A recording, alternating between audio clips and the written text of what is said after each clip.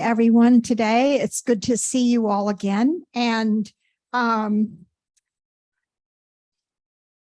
welcome to all the people who are joining us on Zoom today. If you see a new face out in the office, it may be the face of Amy Weber, the newest addition to our HASP staff, and she's our new office and project manager. So join me in welcoming Amy. She has lived in Holland for 3 years, and she was formerly coming from the U.S. Department of Commerce. She and her husband love movies and exploring, and they like to go to all the public events in Holland. So I'm sure that she'll be a good addition to our HASP work here.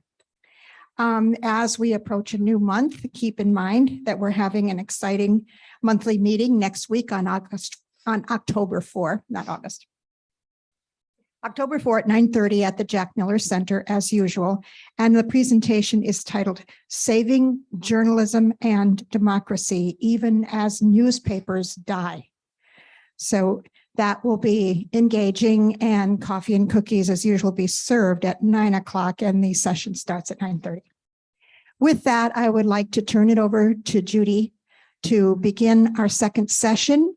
Do you want to take it from there? And I guess I can take it from here. right. I'm going to give you an assignment though right away. Yes. Is there anyone who did not have the handout with them that was mailed to you? It's excerpts from the Apocrypha, 2 Esdras 14 and Susanna. Anybody who needs that handout, there are some that we ran off in case people didn't have those. Okay, we're all set here. I don't see any hands up, so I guess we're good. I want to start out by confessing I was wrong. Last time, was it Joan that you mentioned we've got an Ecclesiastes and an Ecclesiasticus? Was it you that brought that up?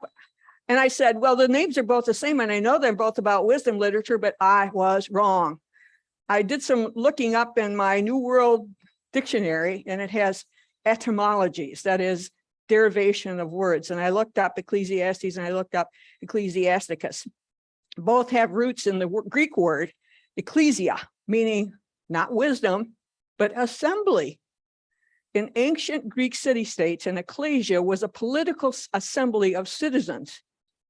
And in the New Testament, ecclesia referred to the church as a group of Christians. And so the new church really borrowed around from its dominant Greek culture and took that name. So Ecclesiastes does not mean wisdom. It means he who calls together an assembly. The Hebrew name for this book is Koheleth, which means assembler of students or listeners. This implies that the book was intended for being read aloud to an audience, and it was the title of a book thought to have been written by Solomon. The book is included in the Hebrew Bible, as well as in the Orthodox, Catholic, and Protestant Old Testaments. Now, Ecclesiasticus, different animal. Ecclesiasticus was a short form of the Latin Ecclesiasticus Liber, which meant church book. It's the name of a book of proverbs and ethical teachings in the Apocrypha, and was included as canonical in the Orthodox and Catholic Christian Bibles. And in some recent Protestant Bibles that include the Apocrypha, you will find Ecclesiasticus also. And if my memory serves me right, I think that churches that follow the common lectionary have a selection or two from Ecclesiasticus in that.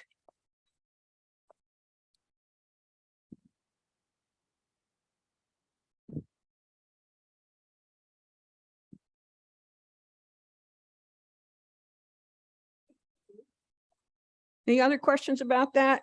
And I know that last time also, I think Bill Kendrick raised a question about the inspiration of the Bible. You talked about that, and I did some looking around, and we'll talk about that next time, because we're talking about the New Testament next time, and there's a verse or a set of verses in Timothy, 2 Timothy, that I think has a bearing on this. So next time you'll get a handout, probably mailed to you sometime this week, and it's a 2-pager. 2 sides of 1 page. That'll be something that we can include with our discussion next week as an fuller answer to the question that I didn't answer all that well when you asked that. So stay tuned next week. Let's get a little bit of history in here. This map shows Assyrians took the Israelites into captivity around let's see, is this on? Is this working? Yeah. It took the Assyrians took the Israelites into captivity around 734 to 732 BCE, before Common Era. And again, another slightly later, 724 through 721 BCE. And these Assyrians, that you see the purple lines here, that shows what they did. They took the Israelites, the northern kingdom people, and they dispersed them all over the place, up north and further to the east. And later, with this red mark, the Assyrians take the Gentiles to fill Israel. And so what they did was take out the natives and replace them with foreign people, just to make things a lot more hard for people to ever get settled back again. And then this green line represents the Babylonian captivity. That's when the temple was destroyed and the Babylonians went off to Babylon and around that area, and around between the Tigris and the Euphrates rivers. And so we've got Israel, the northern kingdom, and Judah, the southern kingdom, and both of them have been in bad straits because of the exile. And as their prophets had warned them, all kinds of things. You're doing a lot of bad things, people. God is displeased. You're not likely to have some good results of this. And of course, the exile happened. Let's see, I'm going to use the clicker. Okay, this shows the Babylonian Empire. And here's Babylon right here, and there's Jerusalem. And it was a rather small takeover, but nevertheless, the people of Israel were pretty much wiped out. And this includes the southern kingdom with Jerusalem, and the northern kingdom, which is some of this area higher here. And then from that, we had the Persian Empire map. And last time, Professor Gaffney talked about the Persian period. And you see that the Persians had a much wider range of territory that they covered here. But it certainly was, in effect, they captured it from the Babylonians in a way. And this was what the empire that they had looked like from about 700 to 300 BCE. And then, much later, from 700 to, from 336 to 323 in the Common Era, we have Alexander the Great of Macedonia.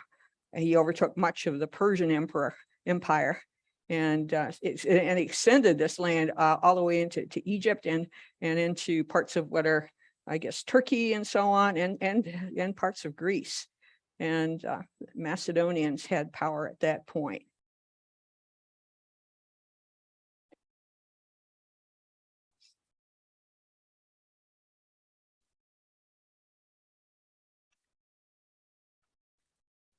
Any questions about these maps? Or yes, Joan? Yeah, we'll get the mics. Good. Just to continue, the Greeks came after this then? The Greeks have been, this is 330. The Greeks were strong before this, a lot strong. 800 BCE was when Homer was writing his Iliad and Odyssey. 500 BCE, that's the time when Plato and Aristotle were philosophers. So this happened later than the classical Greece. Classical Greece has already been superseded and overwhelmed by these wars that came from Macedonia. Alexander the Great, yeah, right. Yes. What's the center for Macedonia then? The center area of Macedonia. I'm guessing that I'm guessing, this is a good guess here, but I think that it is around this area right here that I'm kind of hovering around with my cursor. So ethnically, is it Syrian? It was during the Macedonia. I think it was certainly east of Greece, and it could have included some of this that I'm hovering around right here. Again, this is a question that throws me off a little bit because I'm not up on my Macedonian geography, but I would suggest that if you want to go back home and check your maybe somebody on their iPhone can do a Google search on Macedonia map and can give us a good answer quickly. Yeah, I'm thinking ethnically. Yes. Assyrians were centered where you had your little pointer there. And you're sort of saying that's the sort of the center of the Macedonians. I think the Persian, center for the Persians was more where I'm hovering right here. You see this thing called Persis right here? Yeah, but That's I'm what we have as Iran right now. That was the Assyrian center. I'm thinking the Syrian center was in Persia. Oh, yes, Assyrian and Persian almost synonymous at that point. Okay, so Macedonian ethnically have nothing to do with Syrian ethnically. I don't think so. I think they were separate group. You got me interested now to find more details about this for next time, just a little bit of, these backgrounds. And Alexander the Great was a genius for all the military takeover that he did. Lots of it. Yeah. Yeah, go ahead. Well, it's just interesting to me as Mhm. ethnically, what was he? Macedonian. That's the best I can tell you right now. But Yeah, like were his grandparents Assyrians or something? I really don't know. Closer to Turks, says Lee. New Testament Macedonia is over near Turkey. Okay, That's what I'm. so Turkey is way up here. Here's like the Bosphorus and the Dardanelles or whatever. And this is Turkey. Yeah, yeah. Phrygia, yeah. Phrygia, maybe this would be the area for the Macedonians. Why don't they call it Macedonia on the map then? I don't know. Again, you're beyond my expertise at this point. Well, I Judy- confess ignorance. We have up here that they were only in power for 13 years, so we can just make them a footnote. Go ahead. Okay, Lee? All I was going to say is that the current Macedonia, is right across from Greece. Right across from Greece. Okay, It's where- here's it's where the Greece. Current Macedonia. is. Here's When the- Greece. when the And so right Yugoslavian across Empire this broke up. way. So this would be Macedonia right here? North. Around north of that, Phrygia? North of that. Oh, up here, Yeah, this area. yeah. Okay, well, that's Turkey now. Yeah. Well, Macedonia is just a little tiny country right now. It's just a little blip on the map. Wow, Philip It's right. or right near Alexander the Croatia. Great It's right would be near so Croatia. disappointed. Okay. Okay. All this venture to a diversion on geography and military history, I guess we'd call that. And I don't confess any expertise in those areas. So it's something that I'll have to look into some more. And the rest of you too, I encourage you, if you're curious to where Macedonia was and is, go home and Google it and learn some on your own. Okay, you're seeing right here. Let's get her at the microphone. Suzanne is on her iPhone and she's got some information. Yeah, that's current, but at least it It helps. said it include parts of 6 Balkan countries. Okay, do they name them? Bulgaria, Bulgaria, Albania. Of course, I can't tell what these other countries are, but see, it was all up here. It included all of this territory. Okay, bunch of little countries, Albania and around that area. Okay, so much for Macedonia at this point. We're going to get back to canonization. Remember last time Professor Gaffney really didn't say that he could come up with any standards for why certain books were in the Hebrew Bible or excluded from the Hebrew Bible. But other sources that I've gone to have indicated that as far as the Hebrew Bible is concerned, these seem to be the criteria for canonization.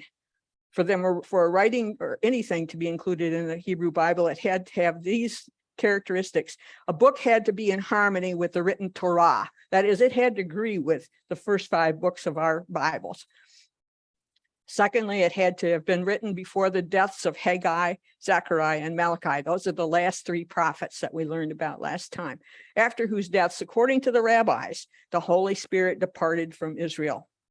And there were no longer God making any announcements through prophets. So there was nothing that needed to be written down, nothing that would be authoritative in the same way that the prophets were. And then finally, it had to be written in Hebrew rather than Greek, because Greek was not employed in the period of the prophetic inspiration. So when God was speaking to these prophets, he was speaking to them in their language, which is Hebrew. And so Greek is not Hebrew. And so they figured that anything written in Greek is not going to be authoritative. However, when you see where some of these Israelites were dispersed in various ways, and not everybody that, for example, was captured and had to go in exile to Babylon, not everybody returned back to Jerusalem when they could. Some of them decided that along the way, they just stop off and settle someplace else. And so this whole area surrounding what used to be the Northern Kingdom and Southern Kingdom, Israel and Judah, was taken over with, of course, Alexander the Great, and the language became Greek. The language that people spoke was Greek.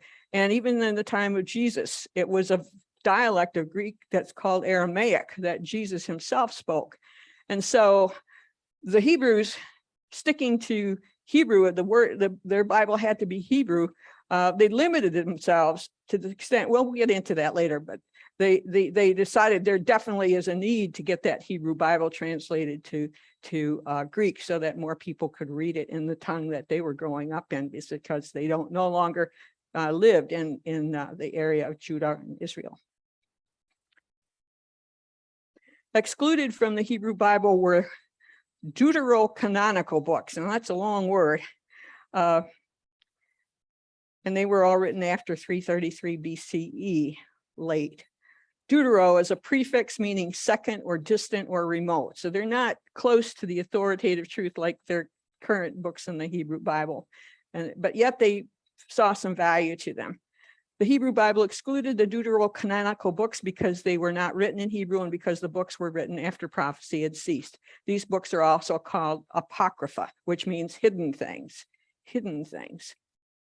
And it's interesting, we'll get to later today, 2nd Esdras chapter 14, which talks about certain books that were written, but were written and intended only for the wise people, because it contained hidden information, secrets that only the wise should have access to.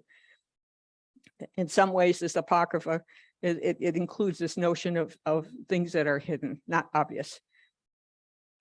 And these books, however, made their way into the Greek translation of the Hebrew Bible, which came to be called the Septuagint. And these are some of the books that are included in the deuterocanonical Old Testament. And they have some evidence from what it says inside there that they can begin to date those books. Tobit, Judith, 1st, 2nd, 3rd, 4th, Maccabees. Maccabees describe a lot of the history that happened between the time of the Hebrew Bible and our own New Testament. And then here are some more. Wisdom of Solomon, which is different from Ecclesiasticus or Sirach. There's some dates there.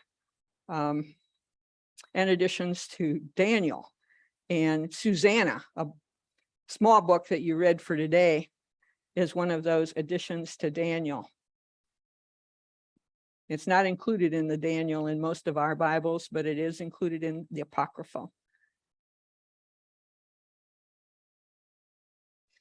There's some differences in translation between the Hebrew Bible and the Septuagint. For example, the Hebrews Bible, Exodus 24:10, in its translation to English, has, and they saw the God of Israel. But the English translation of the Septuagint has, and they saw the place where the God of Israel stood. It's more indirect. And maybe it has to do with the Jewish reluctance to ever name God. A lot of time they'd use indirect ways because it would be so easy to take God's name in vain that they didn't even want to name God if they could avoid it and indirectly talk about the Almighty, the Most High, the All-Powerful. Now, a more significant difference in English translations is Isaiah 7, verse 14. The Hebrew Bible has, behold, a young woman, and the Hebrew word there for young woman is Alma, shall conceive and have a son. But the Septuagint has the virgin, the Greek Parthenos, shall conceive. Young woman versus virgin. There is a world of difference, I think, between those two descriptions for someone who is projected to conceive and bear a son. Christians looking back at this say, obviously, this is a reference to Mary, but the Jewish people who don't accept Christianity see this as just a vague reference to some sort of Messiah or Savior figure that is going to come back and help to restore their kingdom to its former glory. Any comments so far about these recent slides? Okay, and we get to Saint Jerome. Saint Jerome was a scholar who translated the Bible to Latin. And this happened much later. It happened probably in the 200s or 300s. Saint Jerome based his Latin Vulgate, which means people, common people, the translation not on the Septuagint, but on the Hebrew text. So he was restricting his Old Testament then to this restricted set of books that the Hebrews recognized, not the Septuagint. And in doing so, he went against the advice of most other Christians, including Augustine, who believed that the Septuagint was inspired. Inspired, here's that word, inspired. We'll talk more about it next week, what inspiration means, or is understood to mean by some. Jerome, however, rejected the Bibles found in the Septuagint that had not been included in the Hebrew Bible. He said, if it's in the Hebrew Bible, yeah, we'll consider it. But the other ones, he considered the other books in the Septuagint that were not in the Hebrew Bible, he labeled as Apocrypha. His views were overruled by Augustine and by the Council of Rome in 382, and the apocryphal books were incorporated into the canon of the Roman Catholic Church.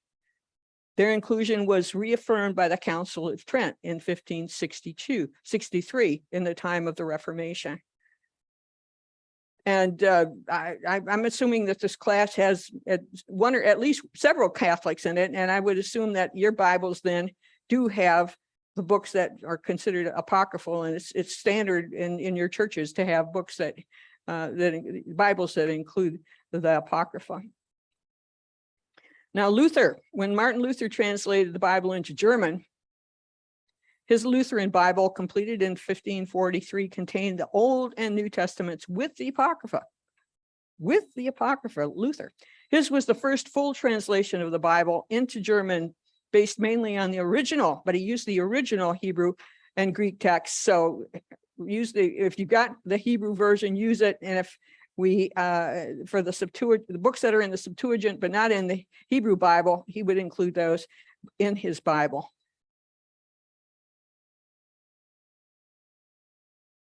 John Calvin and Calvinists, however, like Saint Jerome, considered the deuterocanonical books as merely unauthoritative human writings, and he discouraged their use in worship. And hence, yeah, that speaks for itself. I think that it was a restricted, the Protestant Bible is smaller than the Roman Catholic Bible. Now, the Church of England, they like to follow the middle way. The Church of England, in a section of their Bibles identified as Apocrypha, they kept the deuterocanonical books in all the editions of the Bible authorized for use in public worship. According to Article 6 in their 39 articles, the Anglican Communion accepts the Apocrypha for instruction in life and manners, but not for establishment of doctrine. So there's a nice nuance here. You know, these might be helpful in some ways, but not to be considered as something that defines the faith for us, for example. All King James Bibles published before 1666. I think the first King James version came out in about 1611. So in about the 50 years following that, they did include the Apocrypha. But beginning in later on, much of 1826, however, when the National Bible Society of Scotland, these were Presbyterians and these were more Calvinistic, they petitioned the British and Foreign Bible Study not to print the Apocrypha. So most printings of the King James Bible omitted the apocryphal section from about 1826 on into the 20th century.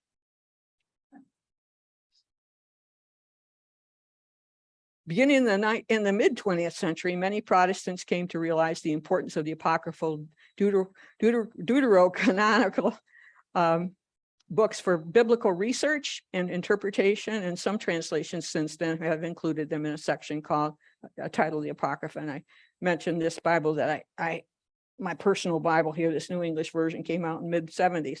And I bought it specifically because it had an apocrypha in it.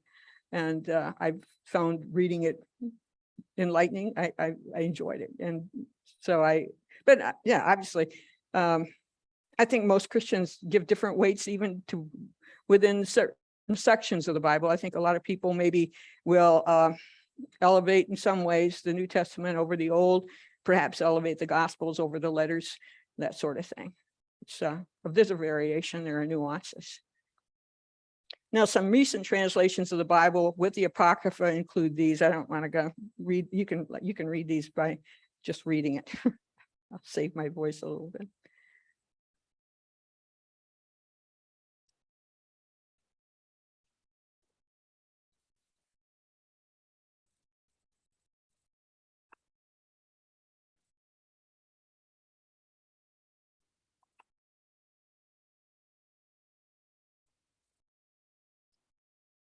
The influence of the Apocrypha, even though a lot of Protestants didn't have it, the people who did have it, perhaps the people in Catholic parts of Europe, for example, the influence of the Apocrypha can be seen in the number of people that are named Suzanne.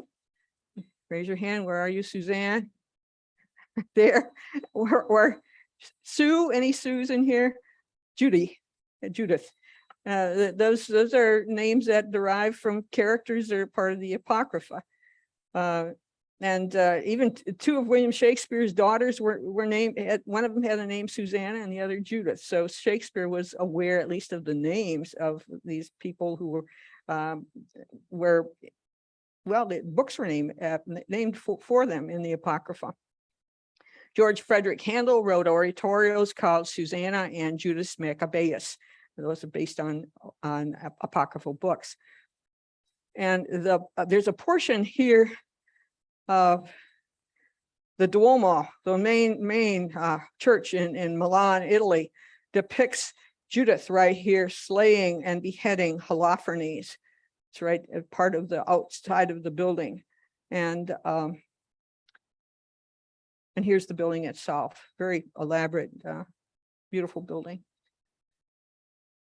Almost every large art gallery in Europe and America has one or more works of the old masters depicting Judith Tobit, another book in the Apocrypha, or Susanna, three of the most popular subjects from the Apocrypha. And here's this Judith again here with her head of Holofernes, Tobit and Anna.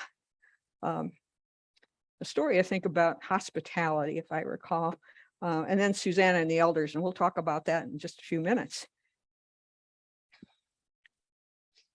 Now, the Apocrypha's influence extended even to Christopher Columbus. The discovery of the New World was due in part to the influence of a verse in 2 Esdras upon Christopher Columbus. In a vision in 2 Esdras, Ezra hears a voice describing the details of creation. This is some of the secret knowledge, perhaps. On the 3rd day, you, God, commanded the waters to be gathered together in a 7th part of the earth. 6 parts you dried up and kept so that some of them might be planted and cultivated to be of service to you. And the words of this verse led Christopher Columbus to reason that, well, if only 1/7 of the earth's surface is covered with water, the ocean between the west coast of Europe and the east coast of Asia could be as narrow as to be navigated in a few days with a good wind. Again, he really put a lot of authority into this apocryphal book. And he learned otherwise. It took a little longer than a few days for him to get to any kind of land. In his efforts to persuade Ferdinand and Isabella of Spain to provide crucial financial support for his voyage to the New World, Christopher Columbus quoted that verse from 2nd Esdras, a book that was regarded as authoritative by the church. And here we see him in a work of art. Here's Ferdinand and Isabella.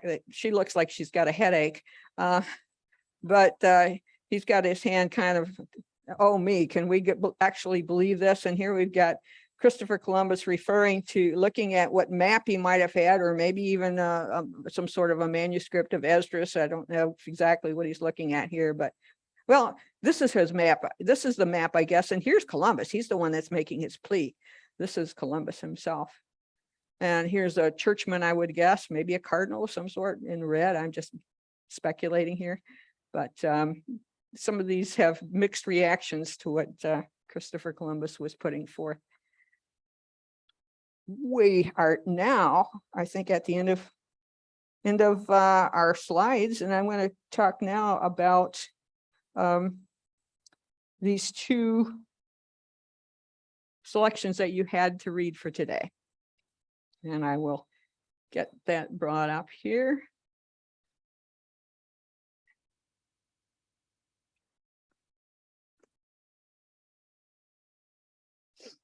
Yes, here we go. Excerpts from the Apocrypha to Ezra's 14 and Susanna. And Ezra's is the, I guess, the Greek way of saying Ezra. Ezra and Esdras, same person. The beginning here talks about the commissioning of Ezra. Then we have his concern to restore the scriptures, his last words to the people, the restoration of the scriptures. I guess before I go into a lot of detail in this one, I want to get some general reactions to you, from you about this particular selection. The reason why I chose it, there are so many possibilities I could have taken from the Apocrypha, but the reason I wanted to bring this out is to discuss his story about how the scriptures came to be. And he had a large hand in this, according to his account here. So let's look at some, I want to hear some reactions from you as a class. I've talked too much already, I think. So any reactions to the Ezra piece? Bill Kendrick here, way on the other side of the room. We'll wait for the mic to get to you.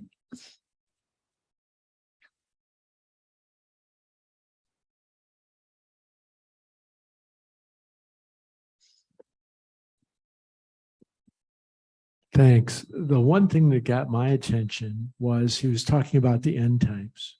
Yes. And yes, he says, yes. well, there are 12 and 9.5 of them already passed. So we only have 2.5 left. Right. And so here we are, I don't know how many, like more than 2,000 years later. Where are we? Oh, where are we on that? We're probably at what, 11.5 maybe? Well, anyway, It depends on who you listen to, who has Yeah, different it's answers just- to that one. It's Yeah. just interesting that the timeline that he's established. And I mean, it's more like, and this was often kind of brought out by the early writings, that this was really a pretty eminent thing Yes. that they believed at Right. that time. And I can understand why some of them might think that they were close to the end times. Reason number one, our country that we thought was God's favorite country, our people, God's favorite people, we've been taken into exile. We've been plundered by the Assyrians and brought away from our homes. We've been taken by the Babylonians, and then they let us back again because Cyrus from Persia became the next leader, and he was a little bit more kind to us. But I could understand why people would think that they are living in times that for them seemed like the last days. They didn't have a lot of hope for the future. Their prophets had stopped being authoritative or speaking, and so they started, well, let's just at least put together our Bible so that we have something that we can use to help us remember the good times of our past when God was more looking more favorably on us. Of course, they did a lot of things that brought about God's disfavor too. Got what? Oh. You don't like these lines there? Let's see if I can. No, there are 2 questions online. Oh, 2 questions online. So Gloria, can you see those? Do can you see them online? Oh, push chat. Okay, we will get to chat too. Okay. Let's see what I can read them. I'm seeing them right here. Welcome to, yeah. Okay, this is the welcome screen. If you have questions, blah, blah, blah. These are just the only things. It's just an invitation for questions. And Okay. Are you satisfied that these are just invitations? They're not a response from our I think audience. Ian is going to clarify this so we can see what's on the chat because I can, okay. I mean, this is all that's on the chat are 2 messages. And these are the two you're seeing them right there. Okay, all right, then I guess Yeah. there aren't any questions coming in from the chat. Right. All Okay. right. There- I did do a little more checking on the Geneva Bible, which Okay. was published in Geneva, Switzerland in 1560. And since the King James did not come out until after 1611, the only English Bible that Shakespeare would have read would be the Geneva Bible. So he would have been influenced more by that than by the King James Bible. And since the Geneva Bible, and the Geneva Bible, it says, was favored by settlers to America, the most common Bible brought to America in the 1600s would have been the Geneva Bible. And let me give you one other interesting little tidbit. The word predestination came into the Bible in Geneva in 1560. Whether it had been used in the Latin translations, predestinatio has a Latin base, you know, you would think. So you wonder if maybe Jerome in the Vulgate, or, you know, did it ever come into a scripture before? Or was it first introduced into the way the English read the Bible in 1560 in Geneva? But anyway, it is interesting that that would have been Shakespeare's Bible. And also that one goal of King James would have been too much money is being earned by Swiss and Dutch printers on the Bibles that are flooding England. And we need an English competitor here. That's why he found it maybe necessary to say, oh, that Geneva Bible, it's all wrong, has a lot of bad translations.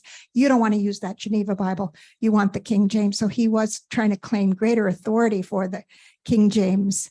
You know, it was a marketplace. It was a world where, Yeah, and in between that, there's a Tyndale Bible, and Tyndale did not get along well with the powers that be. yes, Tyndale and Hus, Wycliffe. John Hus, Wycliffe, John Huss, that would Wycliffe be and Hus German. were all persecuted as right. as there was resistance at first to translating the Bible, of course, into the common language. So And the Geneva Bible is the first Bible, as I understand it, to divide it into chapters and verses. yes, chapters and verses and a more clear font. They had done things graphically that were much better for reading, like use the chapters and verses that we're so accustomed to. How can you refer to the scriptures if you don't have those chapters and verses to tell you what you're talking about? And I don't know if there were any differences in the order of books. I believe from what you said, both of those Bibles would have included the Apocrypha, right? Correct?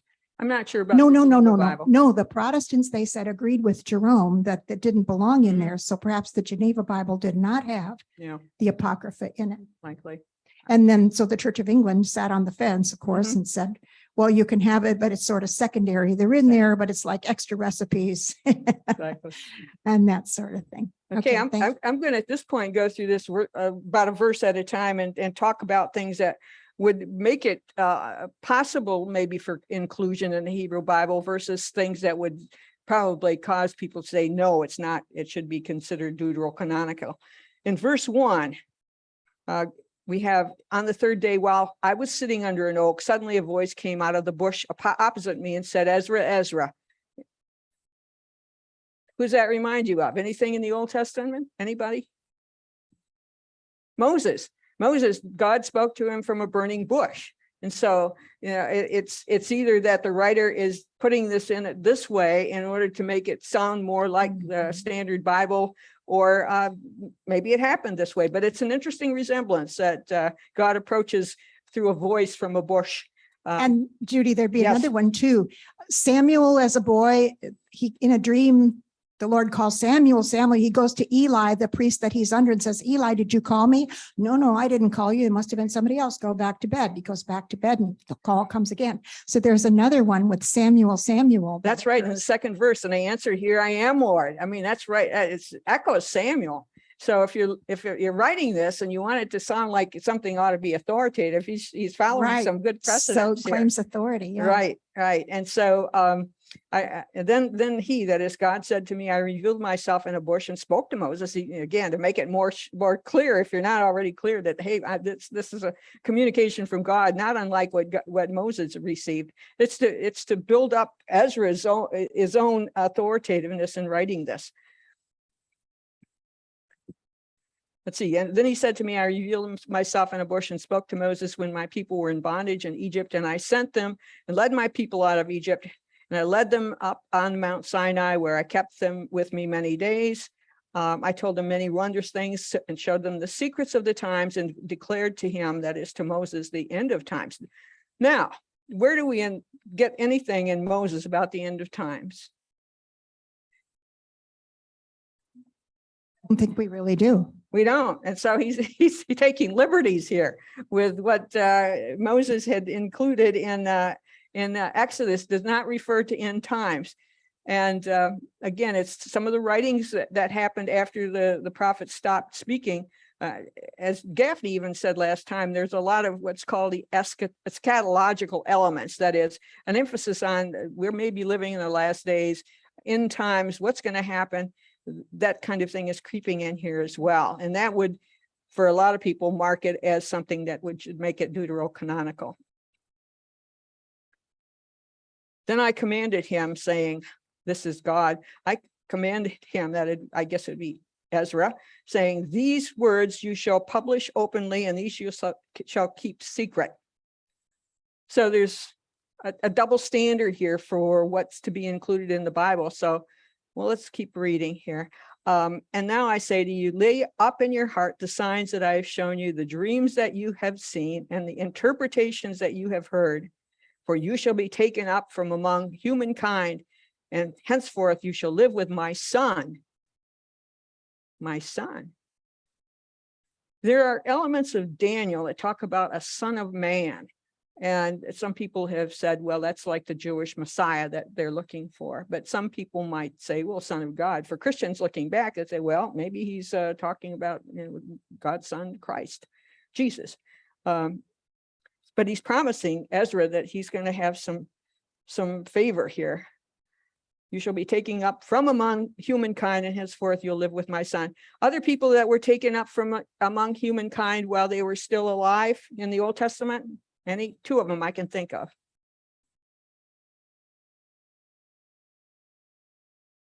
Say where's it coming from? Oh, Okay, get a mic. Okay, yes, we've got a mic yes, coming yes. your way. there we are. Enoch walked with God. Enoch walked in God out And of then Genesis. I Yes, said, Yes. right. Anyone else? One of the prophets, perhaps? Elijah Elijah was taken caught up- up. taken up to heaven without a clear death scene. That's right. Off in a chariot. Right. And Elisha saw that happening, I think, right? Or Supposedly, the yeah. mantle from Elijah went to Elisha. Get them always confused, but everything J becomes before S. So Elijah, it comes before Elisha. It's my mnemonic good for way to how do I can remember the order of these two very similar prophets. Judy, do you Yes. think in this passage, as Ezra, sort of a second tier, he's trying to claim his authority because it's under question, people aren't sure. And then he's saying, I'm going to tell you secrets. Do you think one element of the Protestants' resistance to this was the idea that the scriptures are a secret and only certain people know what they mean? And then the Protestants were more concerned, including Luther, with that the Bible was for everybody. It should be directly readable by everybody, that the idea is the word of the Lord is accessible. It's not meant to be a secret given only to a few people. It's meant to be for everyone. So those ideas were in conflict in Yes. this. It wasn't just when it was written, or it was they didn't like the stress on the idea that the word of the Lord is something secret that's going to be kept from the multitudes and only a few people know what it means. Yeah, and the English translators of the Bible too, I think one of them mentioned that he wants it so that it's in the language of the common people, so that even the plowboy plowing the fields would be able to understand some of these things and not be prevented from his faith growing because he has no access to the words of the scriptures. Joan. Imagine the shift in thinking, because back, way back, the priests were the interpreters, and they were the ones who supposedly knew what everything Right, meant. and the rabbis, yes. And all of a sudden, well, not all of a sudden, but kind of all of a sudden, a lot of people could read it for themselves. I mean, Mhm. what a revolution that had to have been in those days. Oh, yeah, it came with just the think invention of the it's- printing press too, yes. Yeah, no big deal, but imagine finally being able to read those words yourself. Yes. Lee. One of the things we have to interject into that, though, is that over 90% of the people were illiterate. That's right. Hardly anybody could read. A lot of the writings in the King James Bible, from what I understand, were written to be read to the listener. That's right. They were written so that it was a interesting thing that would pick up the word when it was read to them.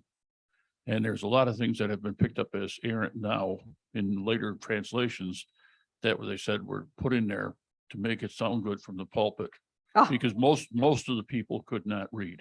Right, that's true from day one. I mean, day That- one, in the synagogues and so on, people would come to hear the word of God. And that's why, preaching was so important. It wasn't just reading, it was hearing that word from somebody who had familiarity with it and could make sense of a lot of things that maybe were confusing to others. However, I think we have to take that with a grain of salt and pin down where we mean and when we mean when we say most people couldn't read. Because those printers in Geneva were betting that there were enough people who could read that they would sell a lot of Bibles. And they did sell a lot of Bibles. So we have to ask, was it true that became true, like in the colonies, that many people learned to read during their lifetimes that had not learned to read as children? And that in the languages we're talking about, there is a system that's learnable for learning to read. I mean, if you're ready to read, you really can learn to read in just a few weeks if you're really ready and sort of know what it is. How many of you agree with me that it is possible for an adult, if they're a little bit oriented that way, to learn to read, and then because they really want to, they can start spelling it out? So I agree that it was a largely illiterate, but it's got a lot of nuances to it. Yeah. And the desire to read the Bible would be so strong that people would want to learn to read. And it's true in the 20th century. that I think reason. with the expansion of missionary activity to begin to put Bibles out there in the language of the people, and then teach the people then to read those Bibles. Mhm. And the church has been hand in hand since the Middle Ages, I think, with universities and with encouraging people to learn. So I think that's a helpful thing. And then Martin Luther's phrase, the priesthood of all believers, was an outright phrase that was very common, Yes. sort of teaching that you yourself are your own priest. And certainly that's dangerous, because if you go all the way, then the Bible just means whatever you want it to mean, and whatever you see in it is just as aspired as anything else. And now we're in trouble. But it's that balance between thinking that you have to have good reading ability to be able to really interpret the Bible for yourself, but then to be able to acquire that. It's very interesting. But then going back to this, as Ezra says, he's moving a little bit more toward the idea that he received the special secrets that he's now going to share or something. Yeah. And some with two different groups. The wise get a lot more secrets than the unwise. Who decides the wise versus the unwise? Going back to the Middle Ages again, a lot of these cathedrals with their beautiful stained glass windows were an accommodation to the people in their congregations who could not read. And so if they couldn't read words, they could at least view the imagery of the windows and sculptures and various other aspects of the architecture of the medieval cathedrals. And that was how they could learn if they couldn't learn how to read. But I want to get back to this focus again. And I think this emphasis on things that you might learn that are secrets that you need to keep secret is related in some ways to the development of a competing sect. With early Christianity, there was a sect called Gnosticism, which means knowledge in Greek. And it was a kind of a cult, I would say, of people that claim to have special secret knowledge, and as opposed to ordinary folks on the street. And there may be a touch of this Gnostic influence here when he's talking about keeping things secret. I'll continue here, but with verse 7, and now I say unto you, lay up in your hearts the signs that I have shown you, the dreams that you've seen, the interpretations you've heard. For you shall be taken up from among humankind, and henceforth you'll live with my son and those who are like you until the times are ended. Signs, dreams, interpretations. All of these are going into what Ezra is going to be writing.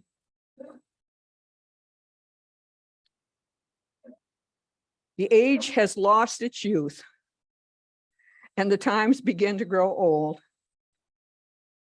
Sounds almost like the speaker in Ecclesiastes about, remember now the Creator in your days of your youth, because the later days will come and you won't be able to, your body will break down and you won't be able to be as energetic as you once were.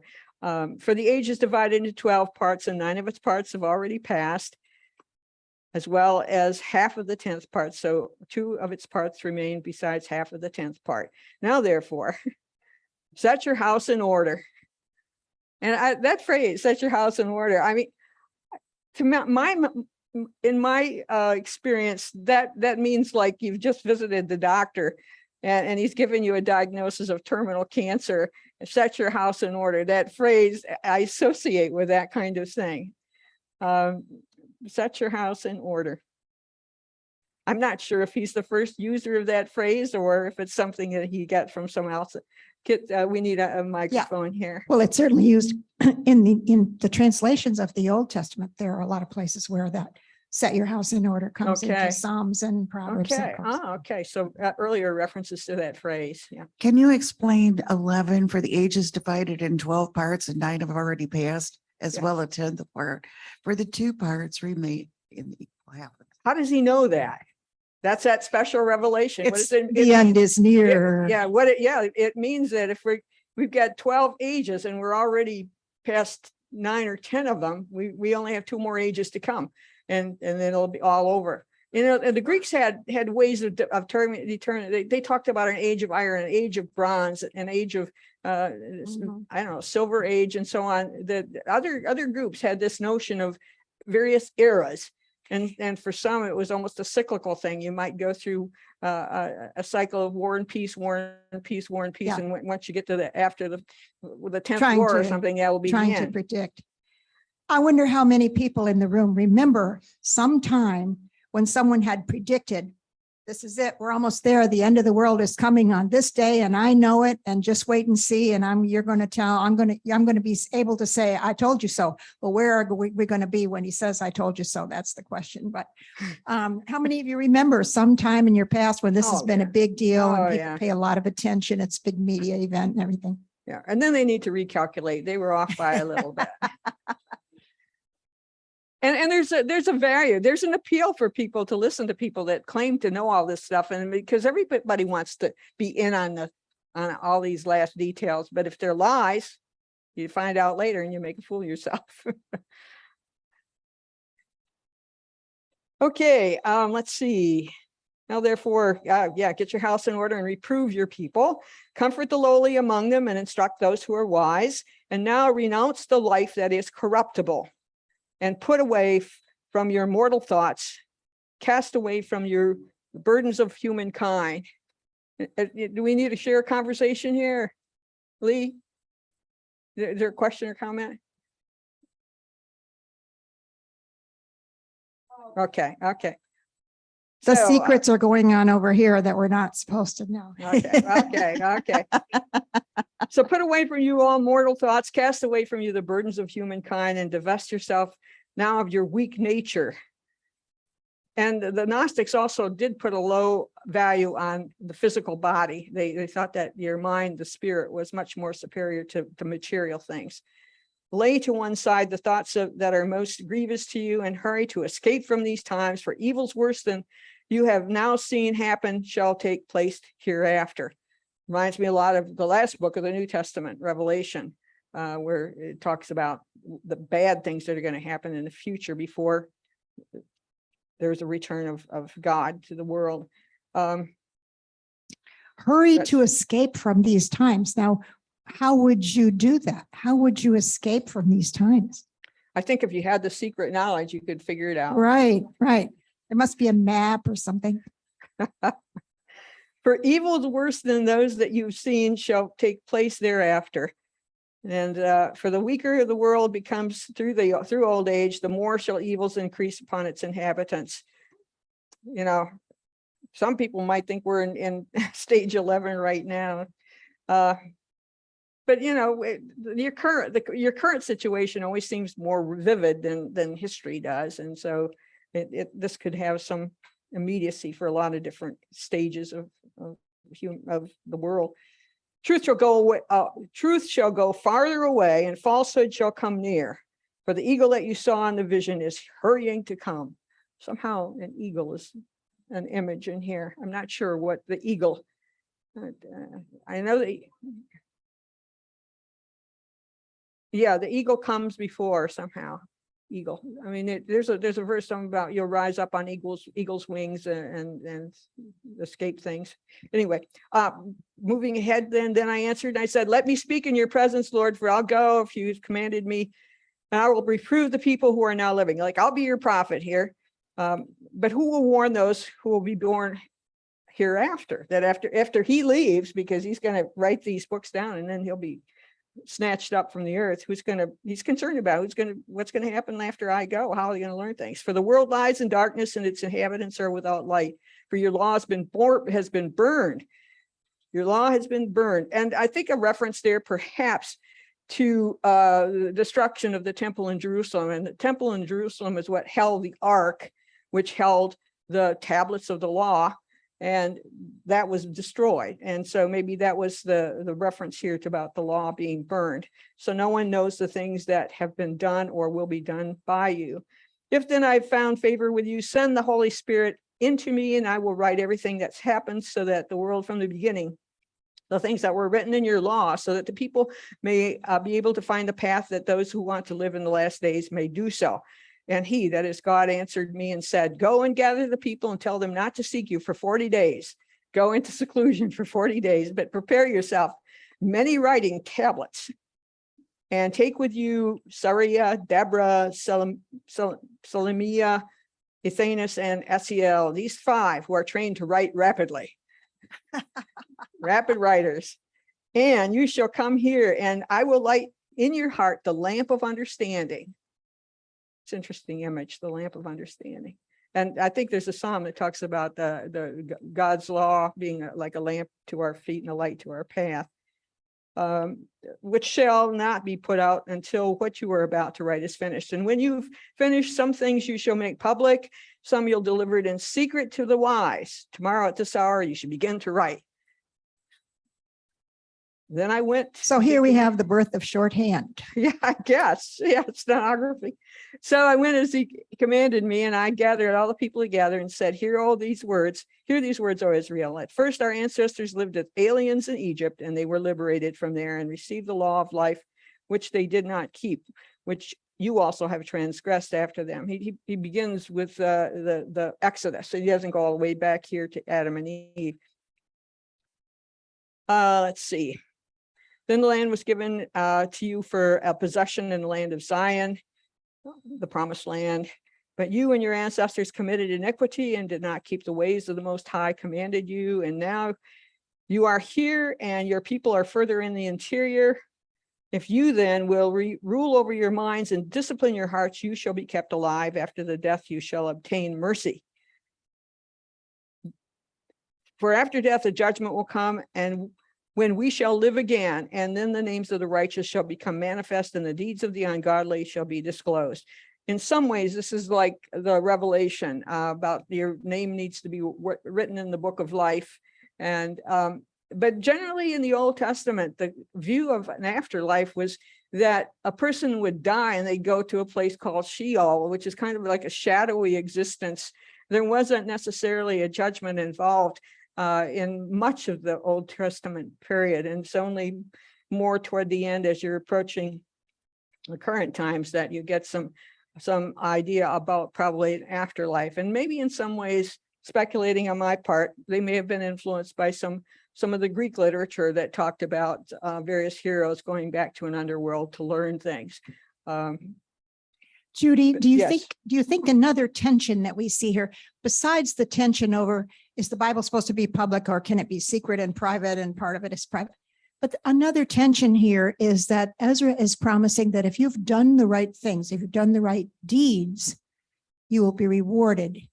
And if you screwed up, you're toast. It's a common Deuteronomic That is not theme. Christian. The Protestant, Yeah. I'm sorry. Yeah. But the Protestants are emphasizing that you don't earn salvation. It's their main theme, that you're not saved by your works, you're saved by your faith. And there's so much in the New Testament along those lines that this is somewhat in conflict with the main theme of the New Testament. So it's another reason why this Ezra has fallen into a lot of argument about whether it should be part of Scripture.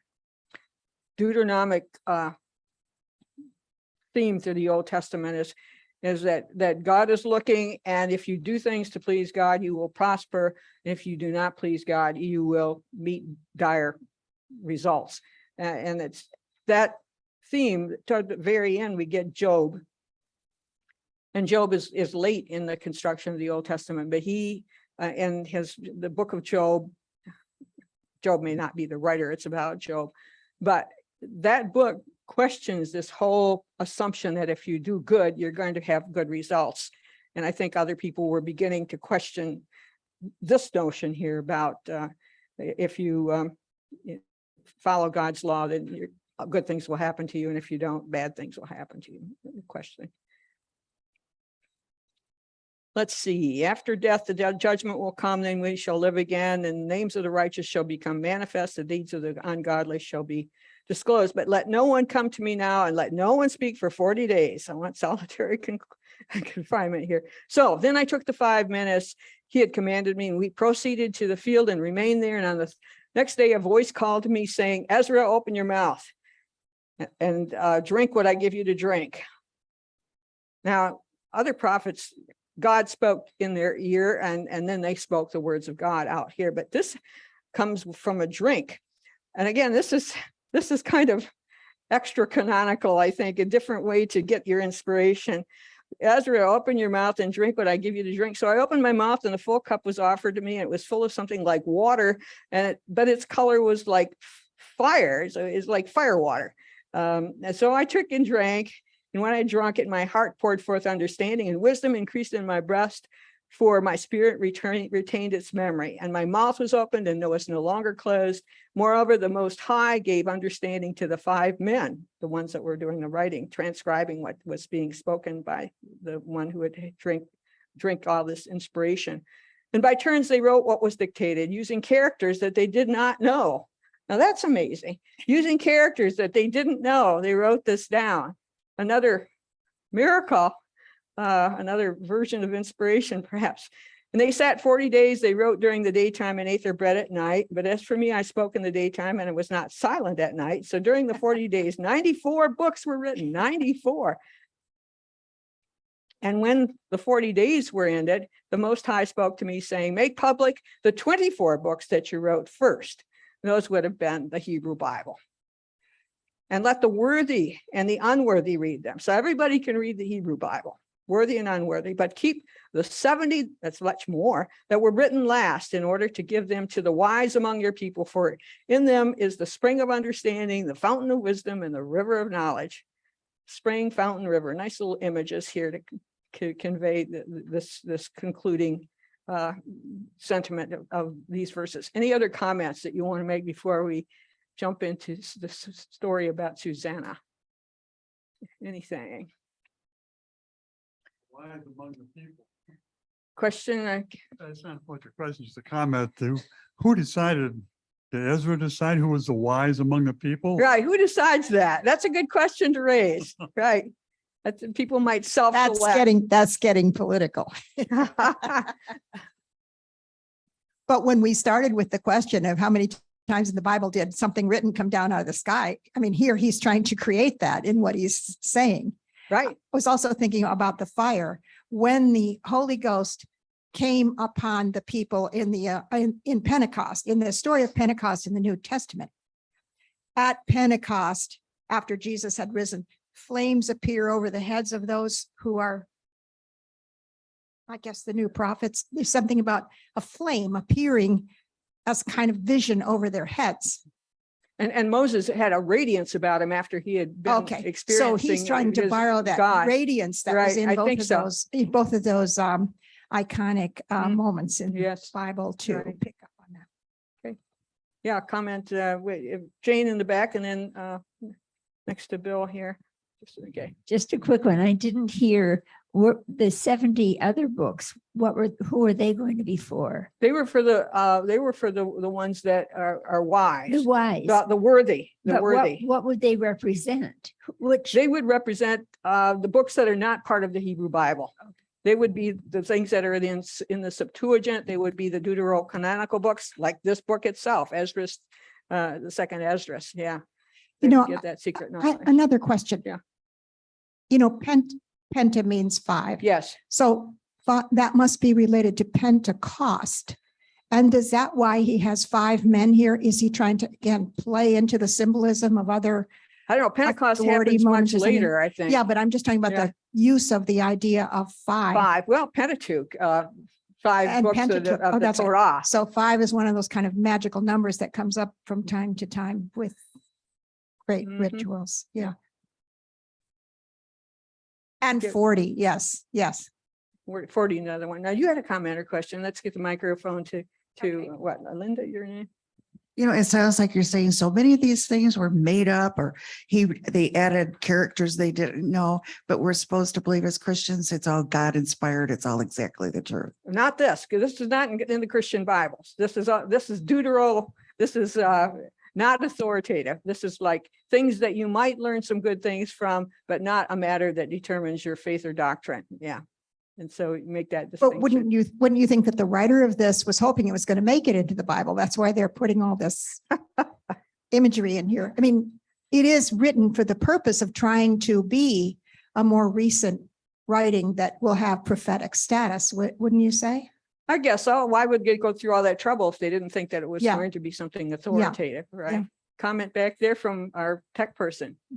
We do have a question in Oh, the good. chat. Let's hear it. So this is from Donna. Could Smith have copied this model when producing the Book of Mormon? Smith, Book of Mormon. Somebody should look at exactly how it's presented as to the authority of Smith and see if any of these things about the 5 or the fire or anything Right. is repeated. I'm not there. familiar with that much with Mormonism, but he predicted the end time. Okay. Okay, thought he was a false prophet. So there are some comparisons between the composition of the Book of Mormon and this, but my understanding is that I don't want to confuse people. I really am not up on the composition of the Book of Mormon. But I bet you're wondering, did it fall down in writing already? Or did he create a scenario like this where you had these scribes furiously writing? Yeah, for this period I of think time. if I remember correctly, that those books were already written and it I just believe so landed too. sort of I in his think you're hands. right, but we're Yeah. probably guessing. But anyway, I think Okay, that another the thing to look Mormon up. thing comes down in Macedonia. writing. Look up Macedonia and the Mormon, how they received their inspired word. Yeah. Okay, and Vicky. Just have a question about the 70 books. And I listed the Apocrypha. You kind of went down Tobit, Judith, Maccabees. And are there really 70 No, they're books in the probably, Apocrypha? let's see the handout from last time. The biggest of all of these is the Greek version, the Greek Orthodox. And that Bible, the Greek Orthodox Bible, had a total of 53 books. And here we got 70 more. So obviously Wow. there's more than just what is included in the Septuagint, Yeah. or more than what's included in the Orthodox Bible. So yeah. And this additional writer ones. is nominating all of them. He's trying to work them all Right, in there, make right, sure there's more his coming. 70 make it into Right, the right, cut. right. Yeah. So we obviously don't have 24 plus 70. That would be 94 books. None of these, the one that has the most is the Orthodox Bible is 53. Catholic Bible, 46 books. Protestant Bible, 39 books. Yeah, so there's more. There were a lot of things that were probably floating around, and everybody wanted to maybe get the nod for being, trending with we've got trending now on our internet. And they wanted their particular version of events to be included in whatever is considered authoritative. You can see that the whole process of canonization had some complexity to it. And so people had to make these decisions. And I think the long tradition of the rabbis interpreting things in the Hebrew Bible, that I think had a strong voice in making the decisions about what things seemed like they're fly by night, which things are in conformity to what we've already know for sure with the Torah, and things that are compatible with what we have already had. And I think that those decisions were made and excluded a lot of the things, but yet we have this book, Second Esdras. It, I wonder if there's when we when we look at literature, we talk about tone.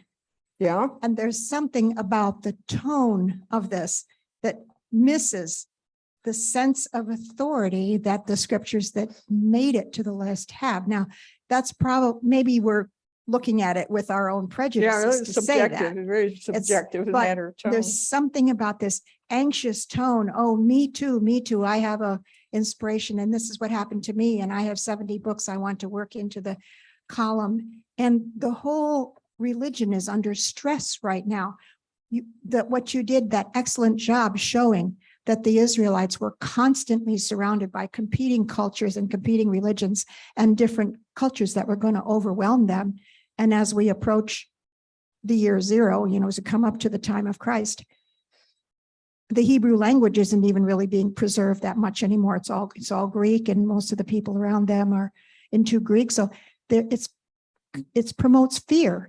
They have a feeling that their culture is passing away, even if the whole world is not about to end. Mhm. So that anxiety is in here, don't you think? Oh, yeah, I think it was very strong in the Mhm. intertestamental times. And I think it was very strong after the destruction of the Second Temple in 70 AD. Absolutely. Their temple is a and- pile of right. stones and Exactly. Mhm. Time. Okay, so much for this one. Any other comments about Esdras 14 before we move on to Susanna?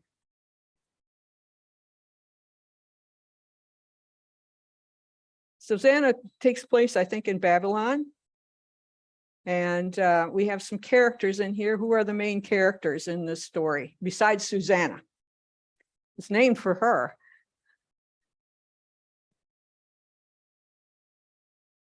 There was her husband. Her husband's name was Hilkiah. Hilkiah. Where do we see this? Joachim. There was a man living in Babylon. His name was Joachim. Oh, yeah. Joachim married the daughter of Hilkiah, named Susanna. Okay, Susanna's father was Hilkiah. Hilkiah is a name that's familiar. Hilkiah was, I think, one of the people that discovered discovered the lost books of the Torah, and brought them to the king when the king was trying to do some refinancing of the temple, and we talked about that last time. And so Hilkiah is another name that is in the Old Testament. Anyway, her parents were righteous, trained their daughter according to the law of Moses. Joachim was rich, had a fine garden adjoining his house, and the Jews used to come to him because he was most honored of them all. And two elders from the people were appointed as judges.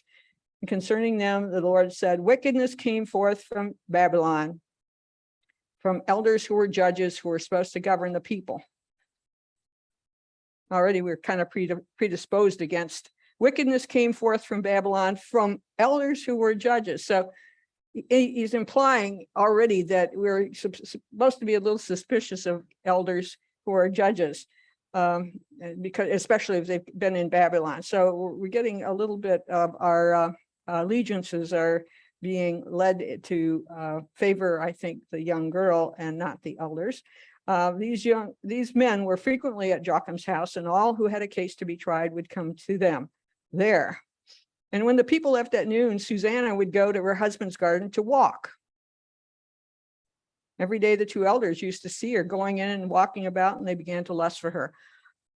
So, remind you of anything in the Old Testament? David and Bathsheba. Yes, very similar kind of situation where a young woman is inspiring lust, let's say, in the person's watching them. They suppress their consciences already. They're suppressing their conscience. You're getting a loaded presentation against these two men, the judge, the elders. Okay, both of these, let's see. They suppressed their consciences and turned away their eyes from looking to heaven or remembering their duty to administer justice. So they're letting their lust take over, and both were overwhelmed with passion for her, but they did not tell each other of their distress. Each kept that to himself until. Sounds like comic folklore here, doesn't it? It sounds like sort of a folklore type of story. Right, it sounds like something out of Chaucer, maybe. Yeah. For they were ashamed to disclose their lustful desire to have intercourse with her. Now, day after day, they watched her eagerly to see her. They were, what's the word? Not ghosting her. They were stalking her. They were stalking her, yes. And one day they said to each other, well, let's go home, for it's time for lunch. And so they both left, departed from each other. But turning back, they both said, okay, yeah, we both feel this lust, but let's go home and go have lunch. And then one goes back and the other one goes back, and they find each other back where they both were in the garden. So now they're going to become in cahoots. Yes. And when they each pressed the other for the reason why they returned, and they both confessed to, this gal's turning them on. So then together they arranged for a time when they could find her alone. Well, let's work together on this. Maybe we'll have better results or whatever. So once, while they were watching for an opportune day, she went in as before with only two maids and wished to bathe in the garden, for it was a hot day. Okay, this is getting hotter. No one was there except the two elders who had hidden themselves and were watching her. Hiding and what? Okay, we're knowing that they're hiding. She doesn't see him. Okay, so we've got this hidden knowledge about what might happen. So she said to her maids, bring me olive oil and ointments and shut the garden doors so I can bathe. They did as she told them, and they shut the doors of the garden, went out by the side doors to bring what they had been commanded. They didn't see the elders because they were hiding in the garden. That sounds like Adam and Eve, almost hiding in the garden. Again, a motif that comes back through the scriptures. When the maids had gone out, the two elders got up and ran to her. They said, look, the garden doors are shut. No one can see us. We're burning with desire for you. So give your consent and lie with us. If you refuse, we'll testify against you that a young man was with you. And this is why you sent the maids away. So they concocted this scheme, this story. Susanna groaned and said, I'm completely trapped. For if I do this, it will mean death for me. If I do not, I cannot escape your hands. I choose not to do it. And I'll fall into your hands rather than sin in the sight of the Lord. So she's virtuous. She's not going to let this happen. She doesn't know how she can hold out against these two strong elders. Then Susanna cried out with a loud voice. And that's what in the Old Testament, women, if they were being assaulted, they needed to scream in a loud voice. Otherwise, it would be assumed that they were maybe in collusion with wanting to be raped or whatever. So she cried out with a loud voice, and the two elders shouted against her. And one of them ran and opened the garden doors. When the people in the house heard the shouting in the garden, they rushed in at the side door to see what had happened to her. And when the elders told their story, the servants felt very much ashamed. For nothing like this had ever been said about Susanna. The servants felt very much ashamed, for nothing and so they hear the story from the elders. Why isn't Susanna telling her story? Women have to be silent. Anyway, she was out talked by the elders. The elders testify against Susanna. The next day, when the people gathered at the house of the husband Joachim, two elders came, full of their wicked plot to have Susanna put to death. In the presence of the people, they said, send for Susanna, daughter of Hilkiah, the wife of Joachim. So they sent for her. She came with her parents, her children, and all her relatives. Figures she needs support. So she came with her whole family. Now Susanna was a woman of great refinement and beautiful in appearance, and she was veiled The scoundrels ordered her to be unveiled so that they may feast their eyes on her beauty. Again, we get it's loaded. We are not going to be in favor of what the elders are about, because they've been all through here. The narrator has given us bad news about these elders. Those who were with her and all who saw her were weeping. Then the two elders stood up before the people, laid their hands on her head. The elders stood up and laid their hands on her head. Through her tears, she looked up toward heaven. Her heart trusted in the Lord. The elders said, while we were walking in the garden alone, this woman came in with two maids, shut the garden doors, and dismissed the maids. The young man who was hiding there came to her and was intimate with her. We were in a corner of the garden, and when we saw this wickedness, we ran to them. And although we saw him have intercourse with her, we could not hold the man because he was stronger than we, and he opened the doors and got away. We did, however, seize this woman and asked who the young man was, but she would not tell us.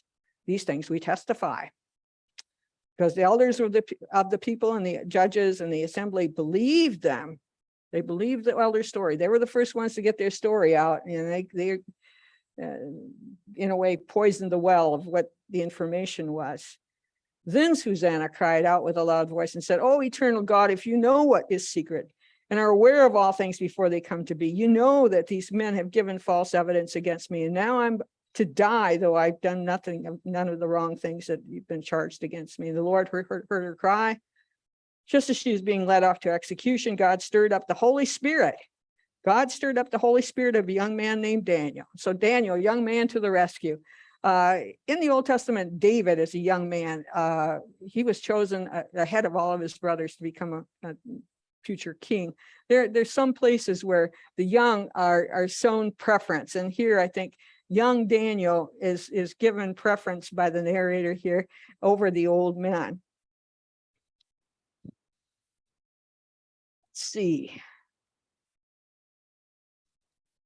Okay, Daniel's coming, and he shouted with a loud voice, "I want no part in shedding this woman's blood."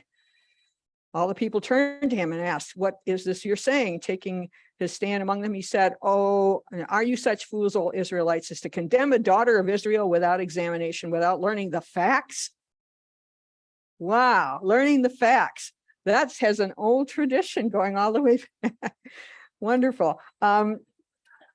Return to court, for these men have given false evidence against her. Now, how does Daniel know that this is evidence that is false? He just sort of comes in out of the blue, and well, God's favored him. Probably God gave him this information. But anyway, he already knows that these men are given false evidence. He hasn't even had his test, and we get the test coming up here.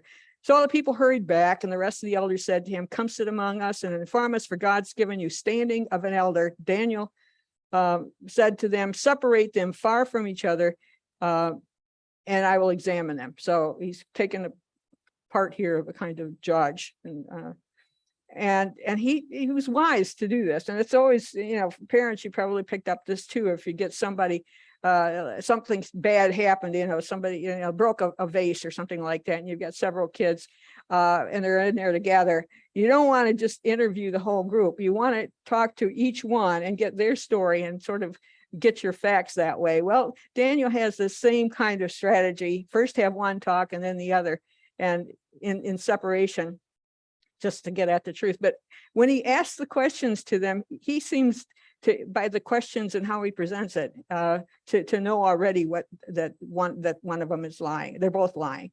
Okay, let's see. When they were separated from each other, he summoned one of them, said to him, "You old relic of wicked days." I mean, obviously he's not an unbiased judge. "You old relic of wicked days, your sins have now come home, which you have committed in the past, pronouncing unjust judgments, condemning the innocent and acquitting the guilty." I mean, it's laying on more than just what they did with this gal. And the Lord said, "You shall not put an innocent and righteous person to death." And this young woman, Susanna, has been righteous and innocent. "Now then, if you really saw this woman, tell me this: under what tree did you see them being intimate with each other?" And he answered, "Under a mastic tree." Now, a mastic tree is like, let's see, it's a terebinth tree. It's the source of turpentine. That's what a mastic tree is. And Daniel said, "Very well. this lie has cost you your head. How did he know he was lying at this point until, because he hadn't heard the other person say it was a different kind of tree, but I think he's in a way prejudged the case. For the angel of God has received the sentence from God and will immediately cut you in two. Immediate judgment here. Then putting him to one side, he ordered them to bring the other elder. And he said to him, you offspring of Canaan and not of Judah. Canaan, that's Canaanites. They were not God's chosen people. Canaanites were like the Philistines. They were the enemy. Beauty has beguiled you and lust has perverted your heart. This is how you have been treating the daughters of Israel. They were intimate with you through fear, but a daughter of Judah would not tolerate your wickedness. Again, Daniel, the writer of this, is showing a preference for the people of Judah, the southern kingdom, but not the northern kingdom, which were, well, Jerusalem was within Judah, and the loyalty was more toward Judah. And people in Israel, they were more tending to be lured astray by idols like Baal and such. Now then, tell me, under what tree did you catch them being intimate with each other? And he answered, under an evergreen oak. Daniel said to him, very well, the lies cost you also your head, but the angel of God is waiting with sword to split you in two, so as to destroy both of these elders. Then the whole assembly raised a great shout and blessed God who saves those who hope in him. And they took action against the two elders because out of their own mouths, Daniel had convicted them of bearing false witness. They did to them as they had wickedly planned to do with their neighbor. That is, they were planning to have the woman killed, and instead they are going to meet some judgment. Acting in accordance with the law of Moses, they put them to death. So the elders have to face death on this for bearing false witness. Innocent blood was spared that day. Hilkiah and his wife praised God for their daughter Susanna, and did her husband, as so did her husband Joachim and all his relatives, because she was found innocent of a shameful deed. And from that day forward, Daniel had great reputation among the people. And so, do we put this in the book of Daniel or not? It's considered apocryphal. They did, but I'm thinking that it was the Catholic Bible either put it at the very beginning or at the very end. They didn't somehow incorporate this in the middle of Daniel, if it's with Daniel at all. But in the Protestant Bibles, it's considered in the Apocrypha. It's apocryphal. It's a great story, though. Any comments or questions? It does call to mind one story about Jesus. The woman caught in adultery? I think Bill's.